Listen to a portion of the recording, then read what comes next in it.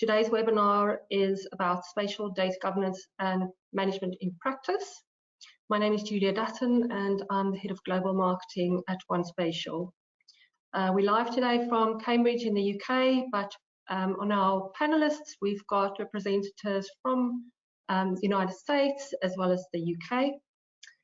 And before I introduce you to them, I'm just going to take you through a few housekeeping rules.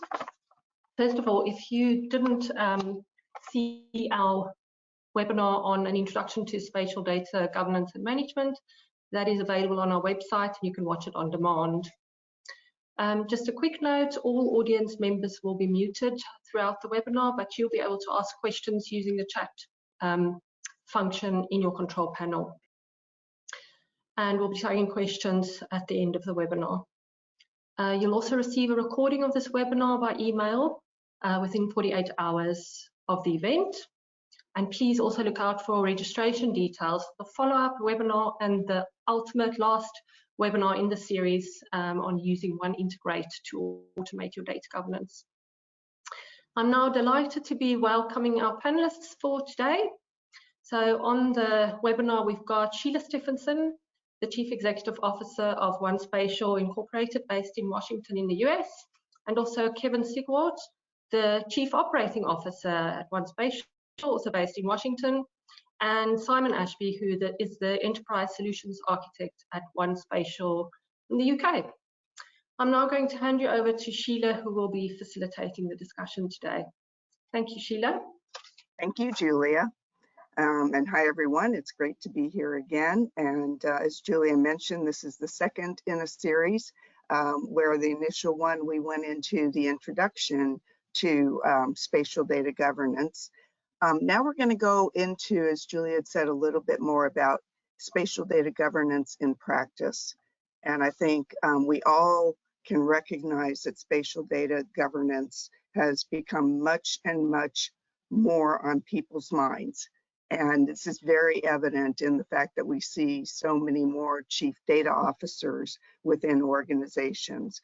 We also see a recognition that data isn't just data. It's a very, very valuable asset that we depend upon every day to make very important decisions.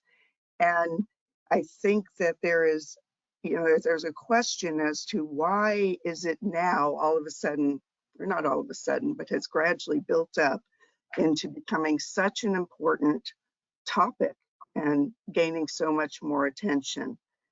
And I think personally that this is largely because we've been gathering data for years and years and years, and we've realized that it hasn't always been gathered with the attention to detail and the attention to quality that it needs to be.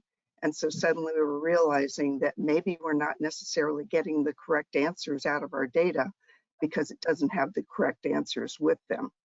So I'm going to turn it over to, I believe, to Simon and see if he has seen any specific use cases or how he has seen this spatial data governance come more to the fore.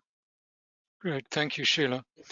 Yeah, I'd like to focus on land administration, an area where spatial data has a strong role to play in land governance. On our previous webinar, which provided an introduction to spatial data management and governance, we defined spatial data governance as providing a framework of roles, responsibilities, and processes to make sure that the right people are in place to make the right decisions on data. And for the specific case of this webinar, spatial data, we recognize spatial data has its own nuances and own challenges, and that sometimes trips people up. In practice, we have to apply spatial data governance to land administration to create and maintain trusted quality spatial data. There's a key word there, trusted. We've got to trust the data we're creating. And trusted quality data, spatial data, is vital for land administration and state functions such as revenue collection and land taxation, which unfortunately we all suffer from. Prior to the digital age, these records, if they existed, were kept as written statements. And one of the oldest statements actually dates from about 973 from King Athelstan, where he granted land to the town of Malmesbury in the UK. So that goes back how long we've got this data from, and we've got to, during the process of translation, this data is brought into a digital age now. And this translation process has allowed errors to creep in, some minor, some serious. For example, if we're not capturing a land boundary against an authoritative source. And resolving these errors requires well-founded data governance processes and procedures to be defined and then implemented by responsible owners. And this gets back to spatial data governance in practice, is that we've got to be able to define the data governance processes and procedures correctly for them to actually be applied during data management functions. An example would be to make sure the right coordinate reference system is used in all land administration data layers. There's examples I've seen in, throughout the years where we've had different coordinate reference systems used on different data sets used within the land administration system. And that causes issues on positional accuracy, and that can then lead to questions when you're doing a spatial query, you get the wrong answers out. And considering the monetary value that a land registry represents, we're talking trillions of dollars or trillions of pounds in UK or America, or the cadastre, if we're talking about mainland Europe. Mainland Europe tends to work on a cadastral basis. UK tends to work on a generalized boundaries basis. Maintaining trust in this data is paramount. For new systems being developed, establishing correct spatial data governance at the outset reduces risks and maintains confidence in the data capture process. And so spatial data governance in practice, you've got to realize what point you're entering into and make sure you've got the right procedures in place and policies in place. And if you get it right, you get good rewards. If you get it wrong, and we all make mistakes, it's all not perfect, it can lead to issues like spatial querying. Good point, Simon. And, you know, I totally agree with you on the import of the use case of in taxation and land information, because coded wrong, input wrong can be very costly either to the taxpayer or to the taxing entity. And so it's very important that they get that data correct. No one's going to be happy if those are not right. So, and I know over here another really good example use case is in next generation 911, which is coming more and more to the forefront, which is again a very costly thing to get wrong. And so, Kevin, you want to speak a little bit to your experience about that? Yeah, thank you, Sheila. And Simon brought up the idea of managing risk, and there's no bigger risk than the loss of human life, right? So, and emergency services is why there's a lot of focus on data governance around emergency services. So, take for example, you're calling 911, or I'm calling 911, which is the emergency services line for the U.S. I call 911. My call needs to be directed to the right call operator so that he can dispatch services. So it's really important that my call is going to be sent to the right dispatch services. Now, take, for example, what happens if we have poor data quality in the case of that call? If my boundaries don't align correctly, if there's gaps or there's overlaps, I call the emergency services line. The system, I fall into that gap area for some reason. The system is not going to know where to actually direct my call. If that happens, one thing that could happen is that the call gets dropped, and then there's no one that's going to pick up the phone when I call emergency services, which obviously in an emergency, that would be catastrophic. Likely the systems have some buffer tolerance around there, so it might be able to account for if there's a gap, but it's at that point now, the system's trying to infer where that call should be routed to. And are we sure that that inference is going to be correct? We don't know. So it could get routed to the wrong location. If it gets routed to the wrong emergency services operator, that emergency service operator may not have institutional knowledge of that particular location. They got to redirect the call to another emergency services operator in a different region. That takes time And when we're talking about emergency services, that could also mean a loss of life. So it's really important, obviously, for good, proper data governance policies being put in place and spatial data quality in the terms of emergency services. And at that point, it's also important to think about that you're not just building data governance and data quality to make sure that you have a nice, clean data set to meet all purposes. It's important to focus on what's your actual purpose that you're trying to solve, and having the quality checks and ensure that the system is operating the way it's supposed to be operating. So, thanks. Exactly. Yeah, that's yeah. I consider that such a high value area to really focus on getting it right, obviously. And that example you used there, and there's other examples that are real cases. They've really happened, which is pretty scary. So the other thing I've encountered in data governance discussions is that there's a lot of, I don't know if you'd call it confusion, but different views on what data governance is. You know, data quality is one part of it, but there's some other pieces and parts to it. And so, Simon, could you kind of walk us through that? Because I think it gives a little bit of clarity, will give a little bit of clarity to the overall subject. Yeah, I quite agree, Sheila. At the moment, if you put 4 people in the room, you'll get 5 different answers on what spatial data governance and data management is. It is an evolving subject, but we've got to be clear what we mean on this term. And yourself, Sheila, Seven, Nicola, and Julia covered this in some detail in the previous webinar, but I wish to touch upon it a bit more and to provide some more context for what we're talking about now. And that's primarily using the Data Management Association functional wheel, which is known in short as a DAMA wheel. Now, this diagram, which you can see on your screen now, provides a useful framework for reference against. And frameworks, I find, in complicated subjects like this are always good to go back to. Within the DAMA wheel, there are 11 data management functional areas. And this covers the whole data lifecycle from data gathering and creation, storage, maintenance, processing, and disposal. We often forget about this data disposal, but in some businesses, especially in policing in UK, taking data out of a system is just as important as putting it in at the moment. So data management is an umbrella term for these 11 functions. In the center function, data governance, this is a functional area, but this provides coordination and management capable functions by setting policy and procedures and allocating roles and responsibilities to people to undertake the other 10 functions.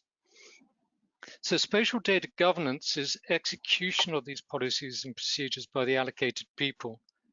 And this in a way, setting up this data governance function is analysis to a technical design authority, which is known in short as a TDA, which also provides a governance function, but at a technology level.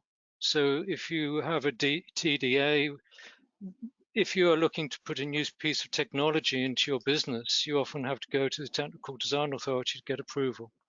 Same as with the data or data governance. It should be that if you're looking to use a new standard or a new approach on your data, you should be going to the data governance function to get approval for that, to make sure that it is agreed within the business.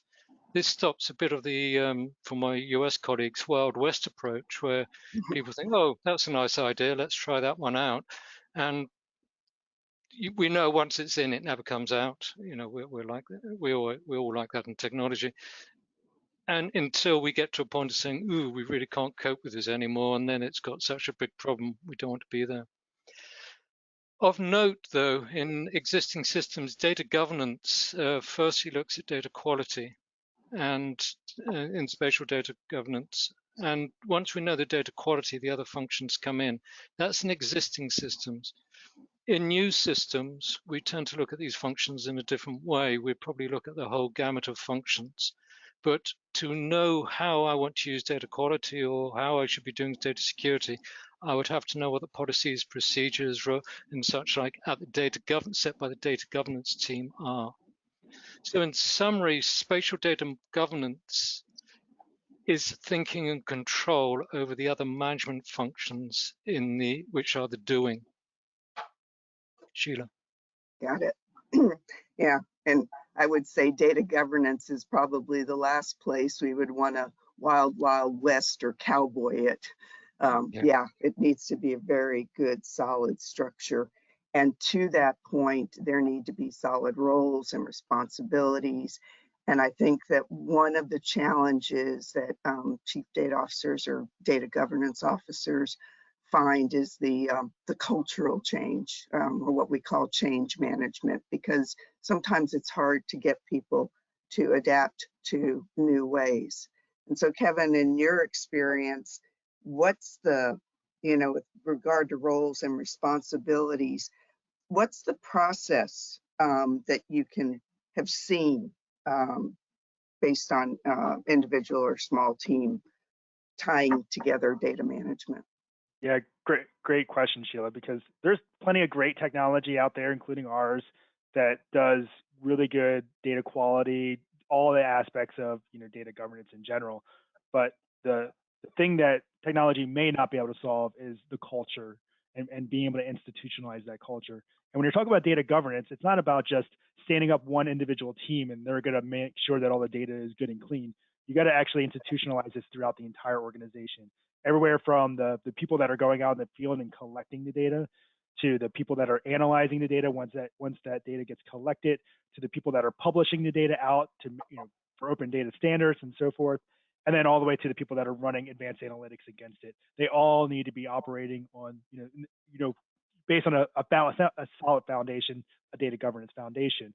So how do you institutionalize something throughout all members of the organization? We really got to look at the top and actually implement it from the top down, right? So, implementing, Sheila mentioned this earlier, is a lot of organizations are starting to implement chief data officers that are going to be responsible for institutionalizing data governance, that has the clout to actually go through and talk to all the different organizations and making sure that they're implementing those data governance policies that are coming out.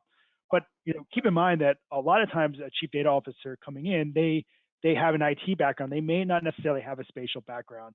And we're going to talk about this a lot in detail in the next, over the next 30, 40 minutes, is that spatial data has some unique characteristics and unique challenges that you don't see necessarily in other data sets. So it's also important, if they don't have a chief data officer, some sort of geospatial background, it's important that they actually do have a right-hand person that they can work with, whether it's a geospatial officer or a GIS manager, to make sure that the geospatial challenges are being incorporated into the data governance policies. So back to you, Sheila. Yeah, that's true. So the other thing we should look at is because we do focus on spatial data quality. So what are those tenets or principles of spatial data quality?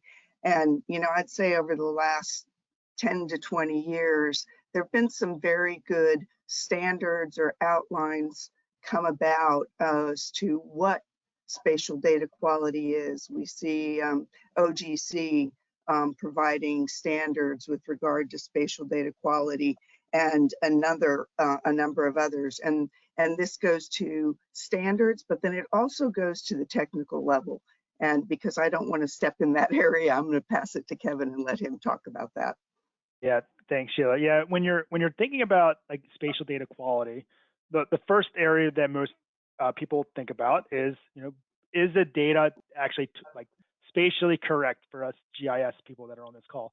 So are the features aligned? We talked about that with the PSEP boundaries. Are they actually aligned? Are there kinks in the data set? Like the example you see here on the left-hand side is that there's a kink in the parcel, so it kind of kicks back on itself. So these types of issues can cause downstream effects in your system when you're trying to run those advanced analytics. It can't necessarily, modeling software and so forth may run into issues when you have these geometric issues.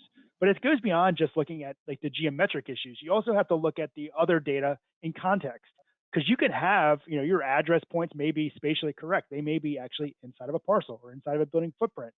But what happens with the additional attribute information that's associated to the address point? or the parcel? Do those actually match? Do you have conflicting systems? So identifying, in this example here on the right-hand side, we have an address point. That is, if you can read it I can barely read it on my screen, so maybe I don't know if you can read it, but it's Elevado Avenue on the address point and Elevado Street on the parcel. So that's a mismatch. The post type is mismatching. So one of these data sets is incorrect, which can cause issues when you're trying to run those analytics. So being able to validate your data across different data sets, different organizations is also important because you can identify new issues. Julia, if you can move to the next slide real quick. And I would also add to Kevin's point there that, those issues can be across databases that are spatial, but across non-spatial and spatial databases as well. Yeah, that's a good point. It's really hard to show a spatial, non-spatial comparison in a slide. Exactly. That's a really good point. But a good one is the taxation. If you think about it, like here in the US, you have your computer-aided mass appraisal databases that often tend to be non-spatial, and then you have your GIS databases that they depend upon as well. Those need to be in alignment. And Simon mentioned also with like the legacy systems in their their land registries, same thing. And even Next Gen 911, which I'm about to talk about, is the same idea, is that you have these legacy systems that are all non-spatial and they're moving to this spatial data set. So a good way to identify, do you have missing information in either of these databases, to start comparing them, and you can start to see, is there information conflicting or different, and that can help you identify issues. And to help organizations with these types of issues is there's standards bodies that actually go through and they implement standards to help organizations identify quality issues. So one of those examples is the National Emergency Numbers Association, where they have implemented NENA for short, where they've implemented guidelines for organizations to all adhere to. So when they try to push their data, organizations try to push their data into these enterprise systems, they can all be using a same standard, so you don't have 600 different systems in place, and that's going to cost each individual organization. If they have to build each a custom system supporting custom data, it could be very costly. So coming up with these standard bodies, once they come up with those standards, it makes organizations to validate that data a bit simpler, because you know what your data needs to adhere to.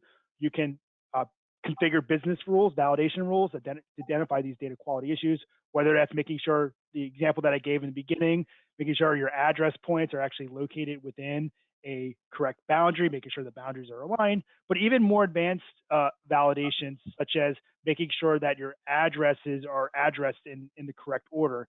And we can do that through like what we call a fishbone analysis, where you're mapping an address point to a road center line based off of an address range. If you have an address that's out of order, you'll see when you build that fishbone, you'll see a slice across the fishbones, for lack of a better term, or like driveways. You'll see that, so you know that there's some sort of issue with the addressing. This could cause issues, especially with dispatch, with being able to dispatch a person to the right location, or emergency services person to the right location. So these are things that, by identifying those business rules through standard bodies, it can help you with your data governance. So. Yeah. And Simon, I know we've had discussions about other areas, including metadata and other standards bodies, in addition to, like as we mentioned, the Open Geospatial Consortium, who has come up with some very good, spatial data standards. So could you talk to some of those? Yeah, I'd like to take a step back a little, if I may. Why are we interested? Where do standards come in? Kevin's got all the nice stuff. He's talking about all the nice GIS technology, which we all love playing with. But I'm afraid I'm going to have to bring our feet down to the ground a bit, because at the moment for this conversation, I'm assuming we're talking large data sets. And so we're talking about quite formal processes. I'm thinking about national data sets, national organizations, and those are certainly the topic, the examples we're using at the moment. So we've got to do that's a horrible term, but principles of spatial data quality, the practice of spatial data quality are divided into 3 steps. Those are the inputs, the activities, and the outputs. And the inputs to spatial data quality for that functional process within the Dharma wheel, include data policies and standards. That's what we're talking about. I'm going to get onto the standards in a little bit more detail in a moment. Then we've got data quality expectations. Very important. What are we using the data for? How accurate do we expect it to be? What levels of precision do we need? What is the expectation of that data? Then what are the business requirements? If it's 911, being close to a meter, within a meter of reality, is that good enough, or do we need to be within 10 centimeters? A meter, I'm hazarding a guess, would be more than adequate, because the officer needs to get to the location. Then the business rules. How am I using this data? What do I have to use it for? Is there any personal identifiable information in it? GDPR, all these sort of questions. What are the rules I'm working to? And then data, metadata requirements.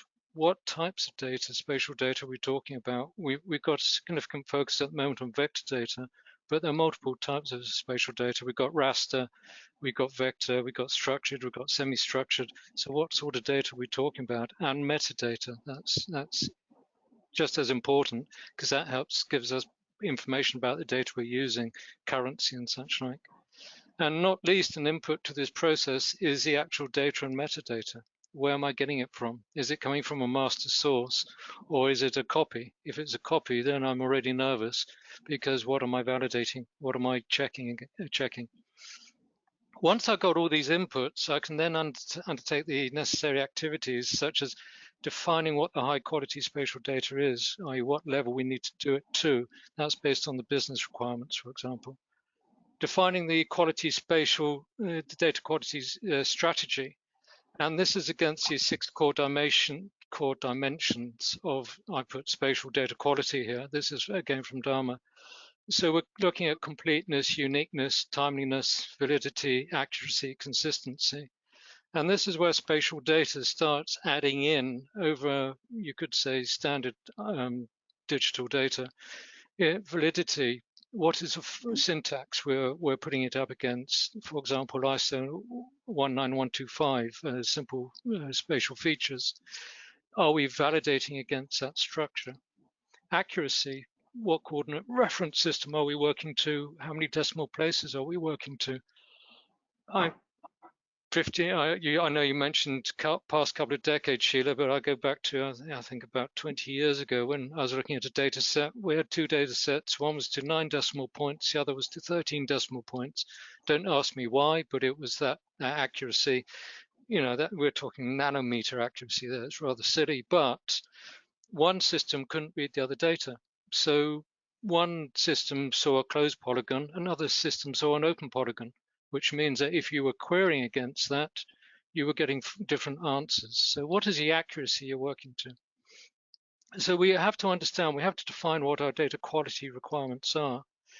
And then we need to do an initial data quality assessment. You can't do everything at once. If you go and run your data quality checks using automated software, you are going to find a lot in there. None of our data is perfect, and nobody should be scared of saying my data is not perfect. It's like you were saying at the start, Sheila. We're now getting into data far more, I believe, and like you are, far more than technology. Our technology is really good. We've got really good applications out there. What we are doing is generating huge amounts of data, and we've got to start understanding that data more. So we've got to do an initial assessment. And then we run the quality check tool, quality tools, and I have to say the data quality function in the data management, out of the 11 data management areas, is probably the more interesting one, because we do start using nice technology. Data governance technology is pretty boring. We're talking PowerPoints and documents, whereas in data quality, we can talk about nice automation and clever software. And once we've got through that, we can then start prioritizing and so on. So at the end of this, and I know this is a long way of answering about standards, but at the end of this, we have known quality spatial data against known standards. And that gives us something then to hang our hat on to move forward from. Or point in, I'll mix my metaphors quite happily here, stick in the sand, whatever. But we've got something to think about. At the moment, we're not sure where we are. I go and look at a data set and you're never that sure. Nobody can tell me whether it's got this or that. If you know what you don't know and you know where the issues are, then great, we've got a way of moving forward. And then regular reporting against it. So in terms of standards, I'll get into the detail now, Sheila, so thank you for your patience. In terms of standards, we've got a range of standards to think about. And this is, again, we do love complexity, don't we? And we can make it even more complex now. So we've got international standards. We've got metadata standards like ISO 19115, that old chestnut, which we all love. Simple spatial features, ISO 19125. And I was looking through my notes the other day, and my notes are 20 years old, and there's a nice one called ISO 19113, which is the principles for describing the quality of geographic data. And nice. I'm going to have to go and read that one up again because I've forgotten about that one. So there is a standard there which we should actually be working to. Then we got other standards. You mentioned OGC. They really have driven our industry and done a lot of good for us. I remember doing the first WFS. The first time I did WFS, we didn't understand the standard, and we were trying to move data between UK and Sweden, and we interpreted the standard in a different way to Sweden, and it didn't work. That's just an aside. But OGC City GML3, virtual 3D models, lovely. You know, if we're doing 3D, I've got that. You've got LADM, the Land Administration Domain Model. That's not OGC standard, but that's a very nice standard as well for land administration, which I touched upon before. Then we've got national standards, national mapping standards, very important. What coordinate reference system am I using? What data capture standard has my data that I'm referencing against been captured to? There's no point in me saying my data is accurate to half a meter when it's been captured to 10 meters, for example. Right. And we've got other national standards, BS 7666, which is an addressing standard in UK. And then we get into proprietary standards, and there are proprietary standards which we use. An example is utilities network model, but there are others in other softwares as well. So clearly picking and using the right standard is important to your data quality function. And we're talking about spatial data management and spatial data governance in practice. What I'm trying to show is that in practice, it's complex but simple, in that a lot of these standards we can go, not interested, this is an important one for me. But you've got to make those decisions at the outset. You can't do it halfway down the line. It's like an architecture. If you get your architecture wrong, you can never really get an architecture correct. You have to get your standards right, and you have to do the thinking at the start. So sorry, that's a long answer about standards, but I hope I got to the point, Sheila.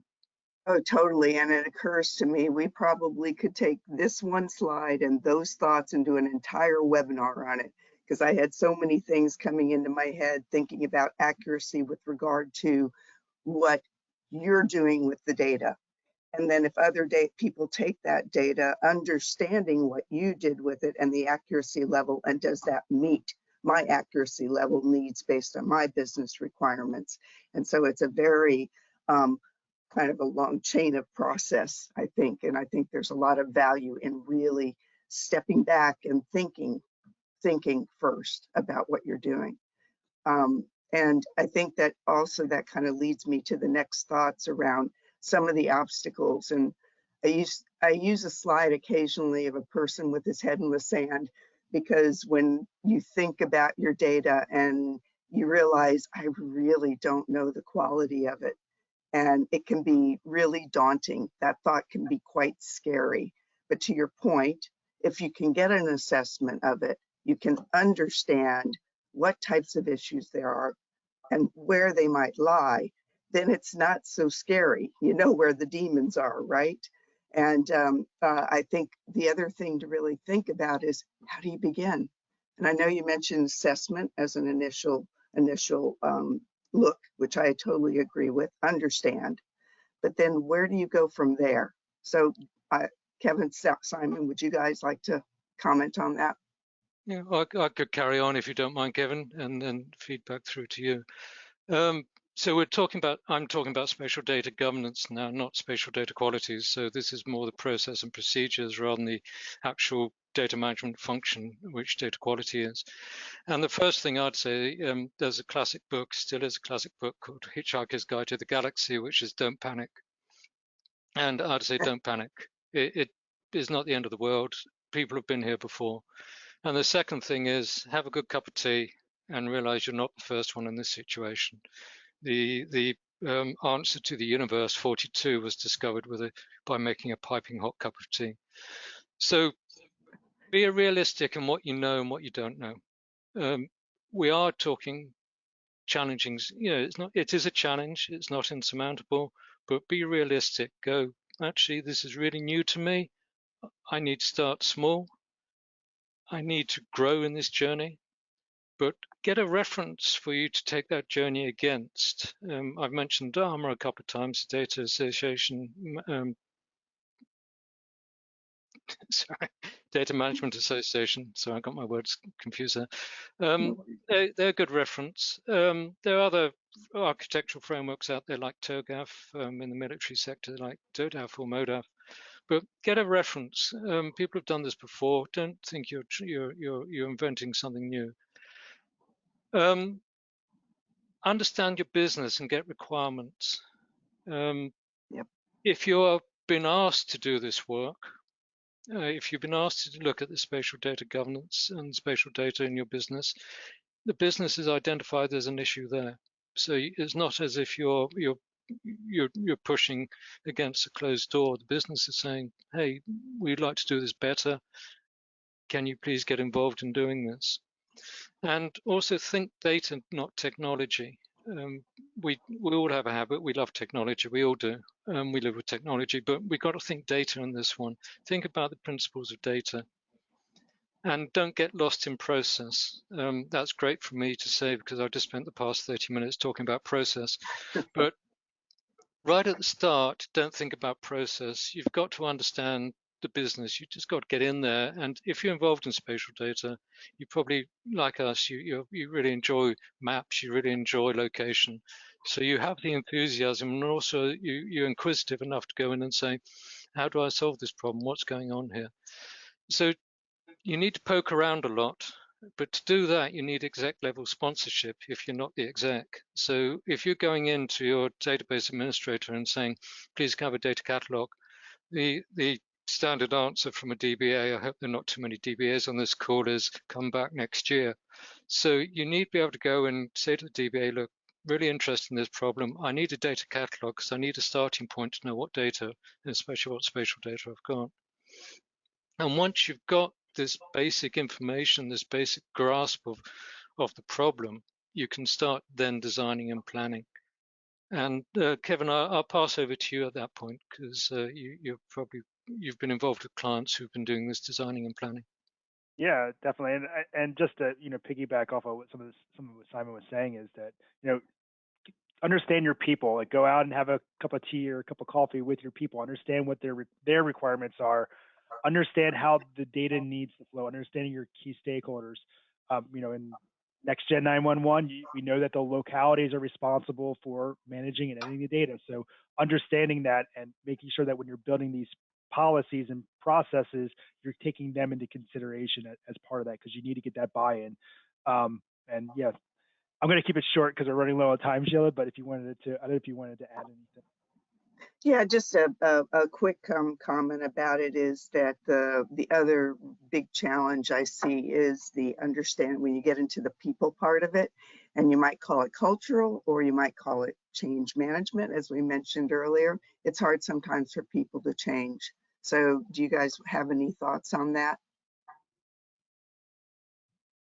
Change management is critical. Yes.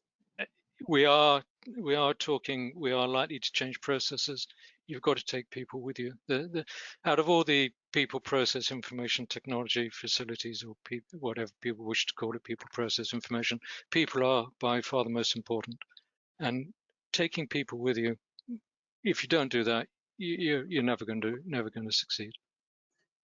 Yeah, I mean, and beyond just fixing the culture, you also have to like you have to make sure that what you're implementing is there for the long term, because if you implement it once and you let it go, people are going to think, well, this is just a phase.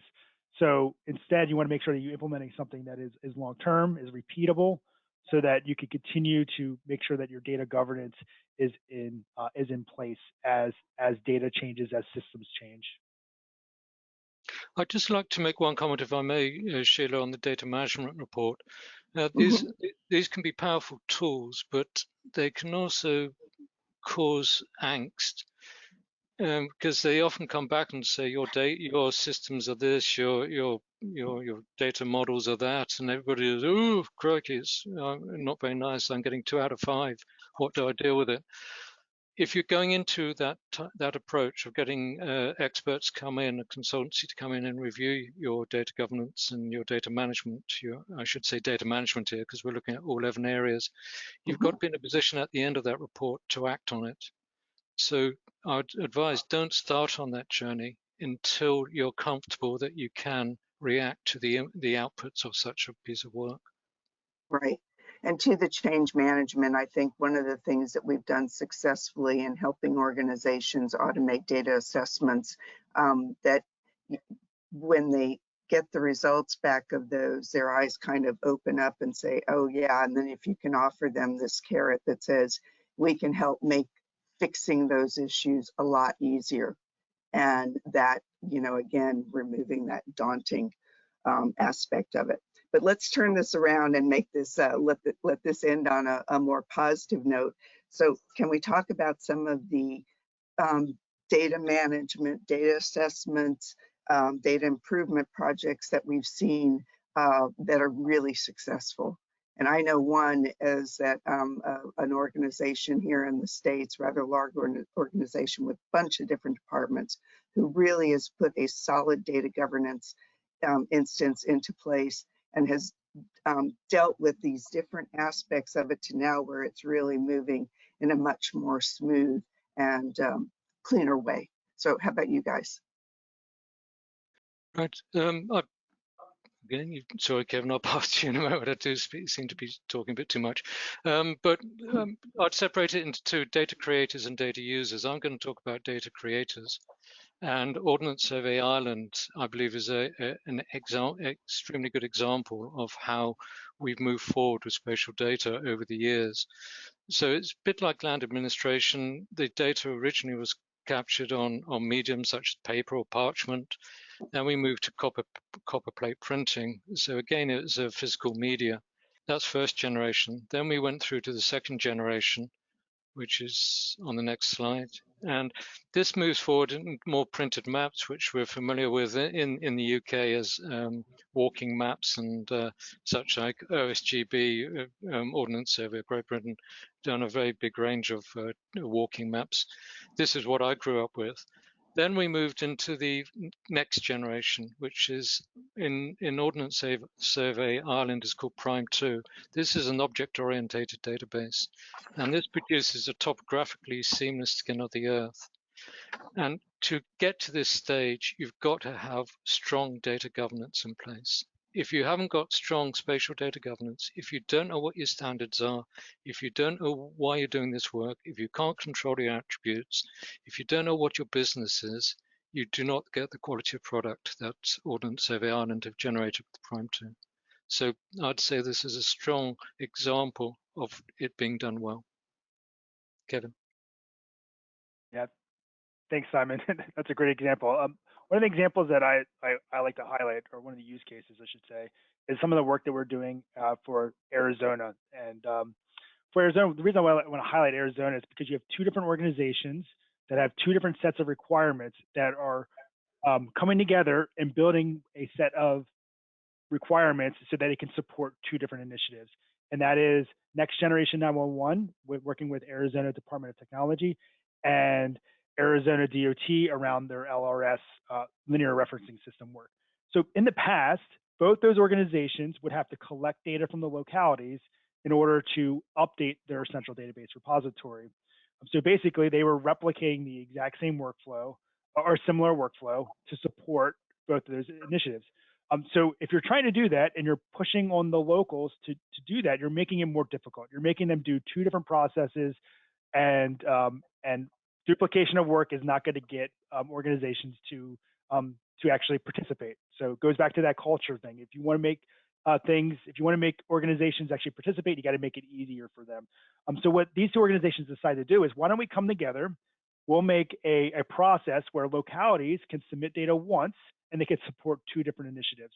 So they've gotten together and they've worked out, well, what requirements do we need for the DOT, and what requirements do we need for Next Generation 911, so that when the locals submit the data, they can validate and identify any sort of issues that would occur that may affect either of those two different data streams. Beyond just making it easy for them to submit once, the system's also going to tell them where those issues are located, so they can drive the users to those locations to correct the data. So to streamline the process, as we said before, the easier you make it for organizations, the more likely you're going to get buy-in from the entire organization. So after the data goes through that process of validation, it goes through a change detection process where it identifies any sort of changes from the last time they submitted data. Those changes get integrated into two different data sets, because there's actually two separate databases that they're supporting. Next Generation 911 needs to support call routing, so they have different business needs than a LRS system or linear referencing system. So those changes get integrated into two separate systems, and those systems are synchronized also. So implementing something where, to wrap this use case up quickly, is you basically want to make it easier for the localities, and you want to reduce effort and also focus on automation. And that's the other big thing, is that the more you can automate, the easier it makes it for people to participate, and they can focus on what they're doing as opposed to worrying about integrating these data sources. And I wanted to highlight one more example. I know that we're running low on time, but if you may, Sheila, I want to talk about some of the work that we're doing with Google's Real Estate Worldwide Services. This particular organization, they are working with, when everyone thinks spatial, geospatial, everyone goes straight to GIS, but not everything has a coordinate reference system. Sometimes the reference system is a paper map, right, or just paper, right? So you have an AutoCAD drawing of a facility, and that data still needs to have spatial data quality checks, because you're going to make sure that your rooms have open spaces. You don't have you can make sure you can walk into a room and things like that. So when you're doing routing and analytics in indoor spaces, you can also do those, and those all go back to the AutoCAD drawings. So in order for Google to do this type of work, they had a data supply chain where the engineers that were doing the designs using AutoCAD, they would submit that data to another office that would clean the data up and validate the data to go into an asset management system called Tririga. It's an IBM product. And then you have end users that are interacting with that Tririga system. If the individuals that were receiving that CAD drawings found issues with it, they would have to go back to the engineers that created those drawings. And likely, by the time they go back to them, those engineers are already done with their contract and no longer available to work on the work. So that lag causes issues. So figure out a way to automate that process was very important to Google. Also, just as important is that and this goes back to when we talked about in the beginning about managing risk. One of the biggest risks is losing credibility with your stakeholders. The end users who are accessing the IBM Tririga system, they were identifying issues with the data, and they were losing trust and credibility with the system. So Google had to come up with a way to figure out, how do we implement a data governance process to ensure that we don't have these types of issues occurring anymore. And Julia, if you could flip to the next slide real quick. All right.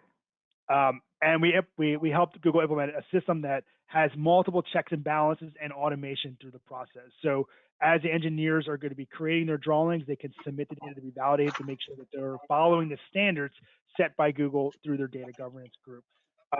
After the data gets validated and the engineers submit the data needs to be still cleaned up in order to go into the IBM system, because these drawings are supporting multiple needs. It's not just going into the IBM system.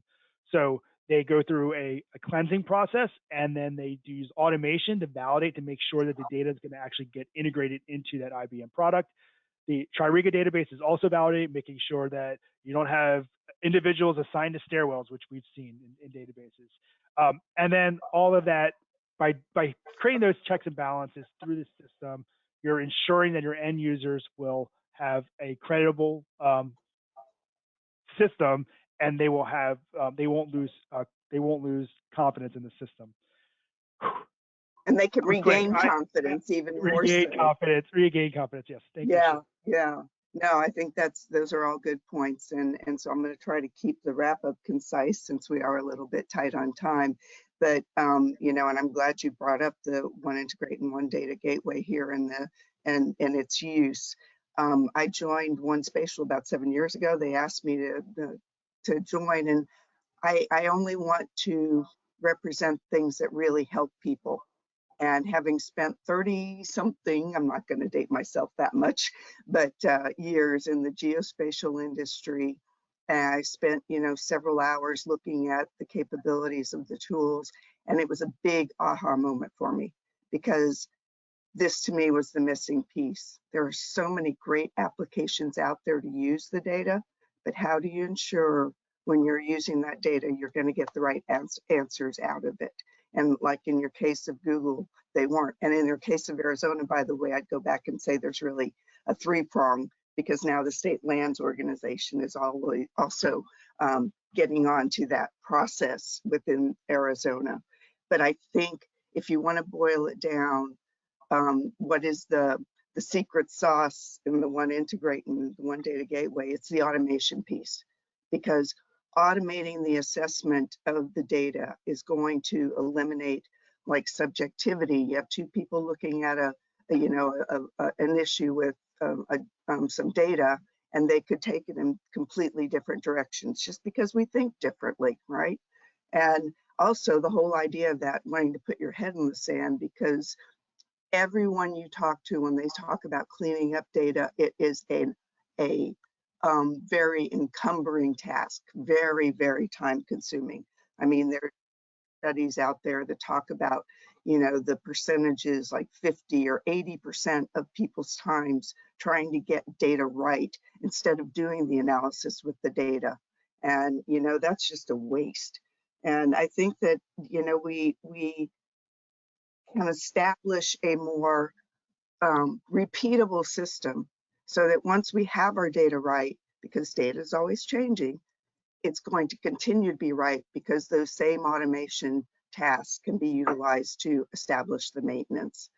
And which leads me to what we'll be talking about in our next webinar, which will be a focus on those tools and how they help with these sorts of situations and fixing the data, getting it right, and moving on down the road.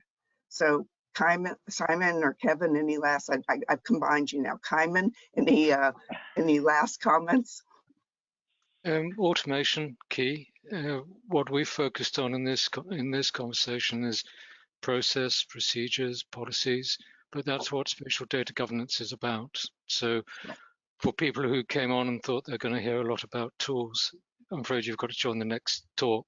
But that's when it gets really interesting, because we start talking about how we do this spatial data quality checking. And it's not purely geometries, it's spatial things as well. An address could have an XY coordinate, that's still spatial. And a big problem we have in the UK is retention of records, and the amount of manual time being spent on searching through records for deletion, because there's a legal requirement to remove records after a certain amount of time. That should be an automated process. And that gets back to your 80%, 20%, Sheila. People should be doing 80% of the time working with the data and getting intelligence from it, 20% of the time processing the data. Right.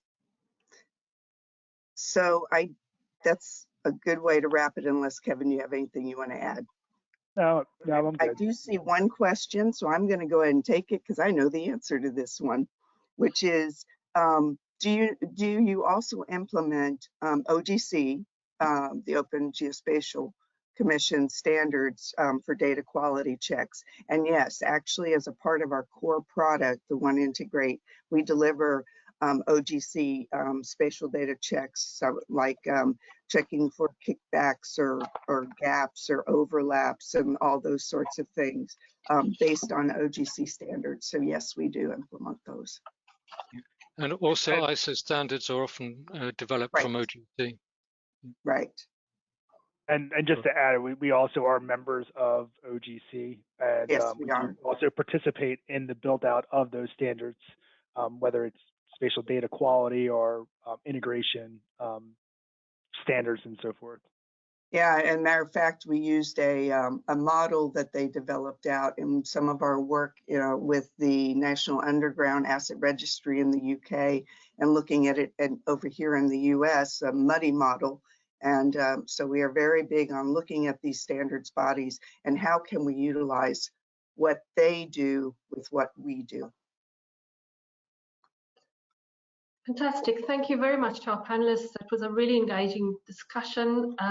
Just a reminder, we'll be sending you an email within 48 hours with these slides. You'll be able to watch it on demand again. And we'll also send you registration details if you would like to register for the next webinar. And just also to mention that our brand new user interface, which was for One Integrate, was just launched yesterday. So everybody attending next week's webinar will be given exclusive first preview of the new UI. And yes, then it's just been released this week, Julia. Yeah. And then just lastly, please do keep in touch. You can reach us in different ways. We've got offices all around the world, and you can email us or follow us on social media. Thank you very much for joining us, and hope to see you on the next webinar. Goodbye. Thanks, everybody.